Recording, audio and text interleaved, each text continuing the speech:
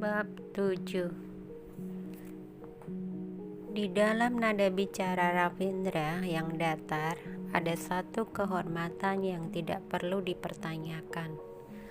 Orang-orang itu langsung keluar dan memberikan ruang kepada pemilik kekuasaan tertinggi di Kitadhara Finance Group. Nenek Kitadhara mengangkat kepalanya melihat cucunya. Ini adalah cucunya yang paling disukainya dan juga paling dibanggakannya seumur hidupnya.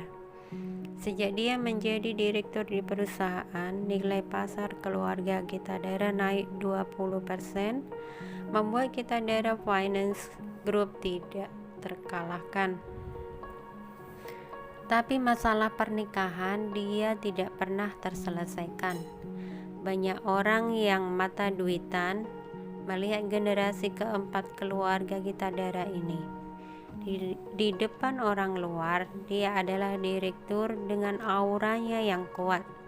Tapi di depan neneknya, dia hanyalah satu junior. Jadi, saat orang lain tidak ada di sana, Ravindra juga menjadi jauh lebih lembut. "Nenek, kamu kenapa ada di sini?" Setelah orang lain keluar dengan suara lembutnya, Ravindra bertanya, "Kalau tidak enak badan, kenapa tidak panggil dokter ke rumah? Kenapa repot-repot datang ke sini? Kamu ini tidak perlu main-main, jangan kira aku tidak tahu." Kesenangan di muka nenek Kitadhara tidak bisa ditutupi. Dia berkata, "Berhubungan dengan penerus dari generasi keempat keluarga Kitadhara, hal sepenting ini bagaimana bisa aku tidak datang?" "Nenek, apanya penerus generasi keempat? Kamu salah paham ya. Dina sekarang masih belum mau menikah. Bagaimana bisa ada generasi keempat?" Ravindra langsung menjawab. Dia terus tidak mau mengakui hubungan dia dengan wanita di depannya ini. Nenek Kitadhara mengetuk kepala Ravindra dan berkata, "Jangan macam-macam, karena Jennifer tidak tahu mana yang baik dan buruk. Mau meneruskan karir dia, biarkan saja dia mengejar karirnya. Aku sebagai chairman di Kitadhara Finance Group, apakah takut tidak bisa menemukan wanita yang bersedia melahirkan anak kamu?" "Nenek, jangan-jangan kamu rencana membiarkan wanita di dalam ini melahirkan anak ini?"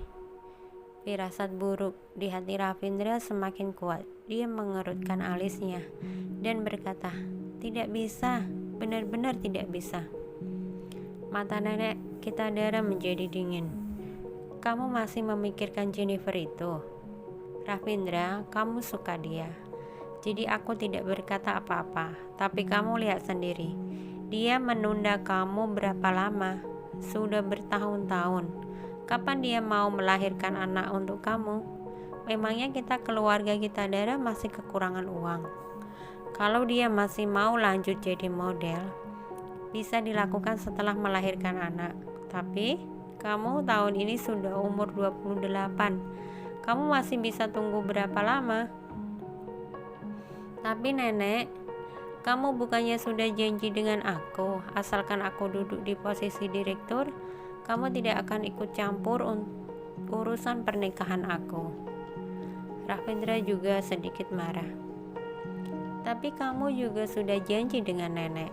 Saat kamu umur 28, kamu pasti sudah menikah."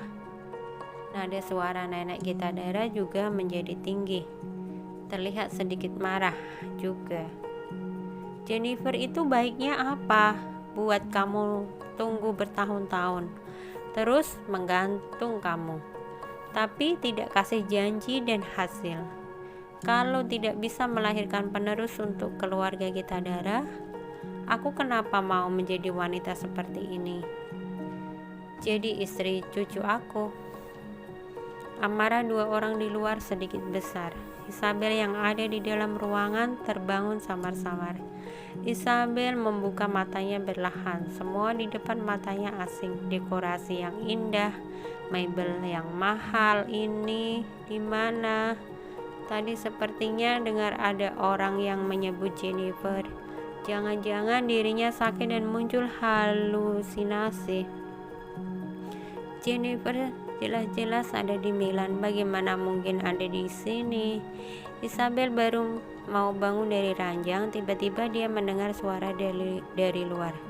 Nyonya sudah bangun, cepat siap-siap. Setelah itu Isabel melihat pintu terbuka. Dia melihat satu wanita tua masuk ke dalam.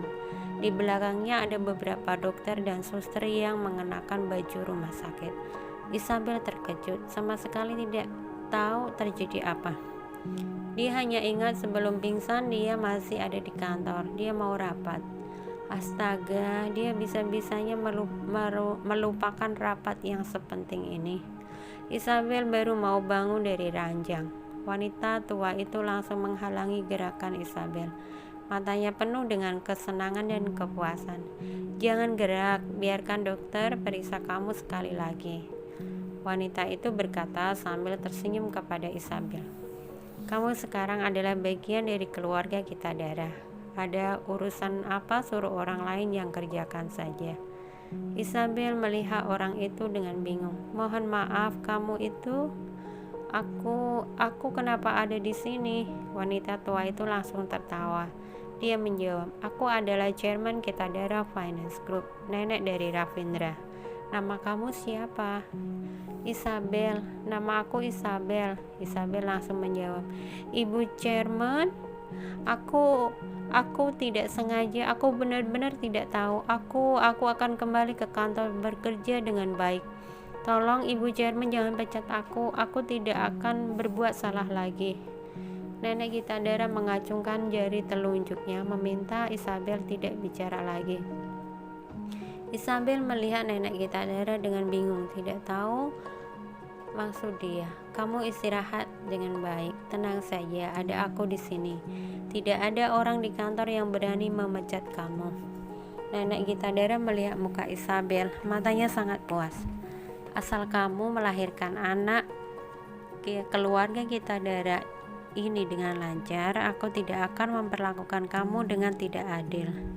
Setelah selesai bicara, nenek Kitadara langsung pergi, meninggalkan Isabel di sana yang melamun kebingungan. Melahirkan anak ini? Anak dari mana?